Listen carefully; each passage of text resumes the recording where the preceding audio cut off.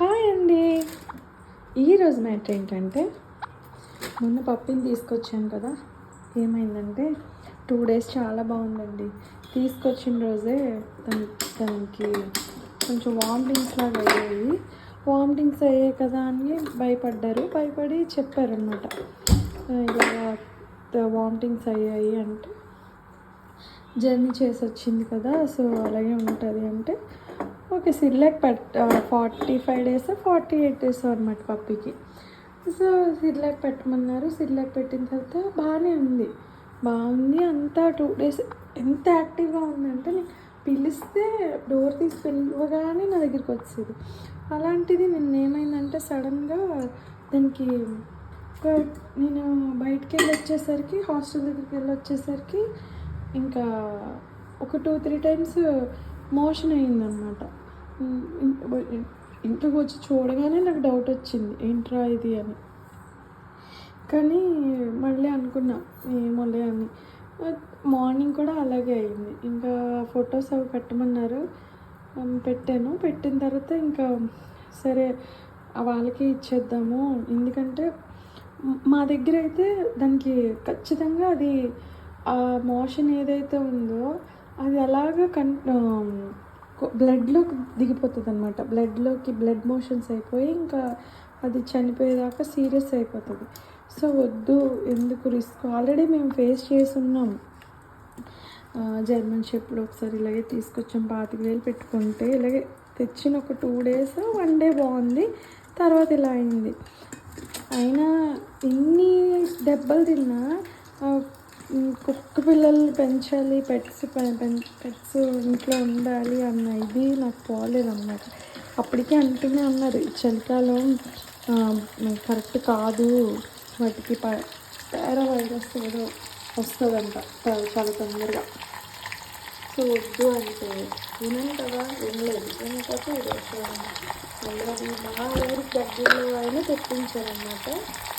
అది ఎక్కడ గుంటూరు నుంచి అక్కడి నుంచి వచ్చింది. రావడం అయితే తెప్పించడం మాత్రం అక్కడి నుంచి ఒక ఆయన తెప్పించారు. సో ఆయన తీసుకెళ్ళి ఇవ్వాలి. ప్లస్ ఈరోజు మా తమ్ముడు మాల వేసుకున్నారు కదా, లాస్ట్ షార్ట్స్లో పెట్టాను. తను వెళ్ళడం కూడా ఈరోజు.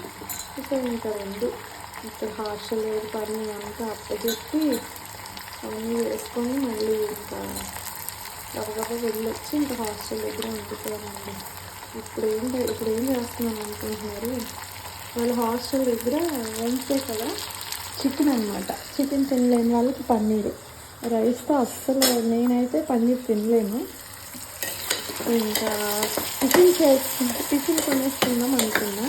టిఫిన్ కొనుక్కున్నామంటే నా ఫోన్పే లిమిట్ అయిపోయిందని చూపిస్తుంది. మళ్ళీ ఎందుకు బాబు అని చెప్పి ఎప్పుడైనా నాకు బాగా ఆకలి వేసినప్పుడు, కారంగా తినాలన్నప్పుడు, ఇది అందరూ వెజ్ బిర్యానీ అంటారు. వెజ్ బిర్యానీయో తెలీదు.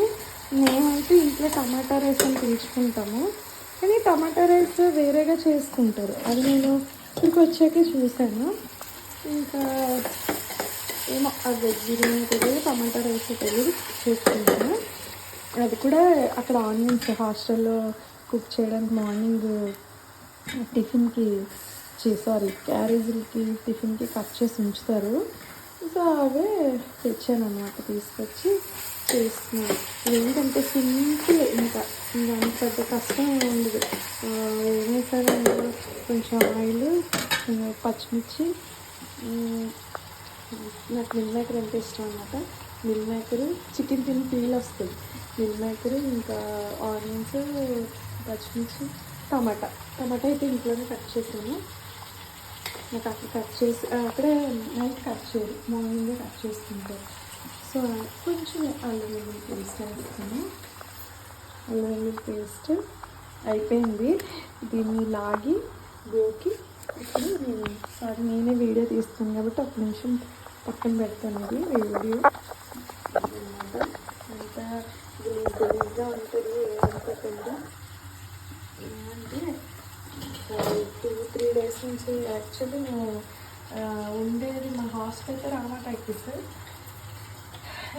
ఏమైందంటే హౌస్ చేంజ్ చేయాలి. 3 months అవుతుంది హౌస్ చేంజ్ చేయాలి.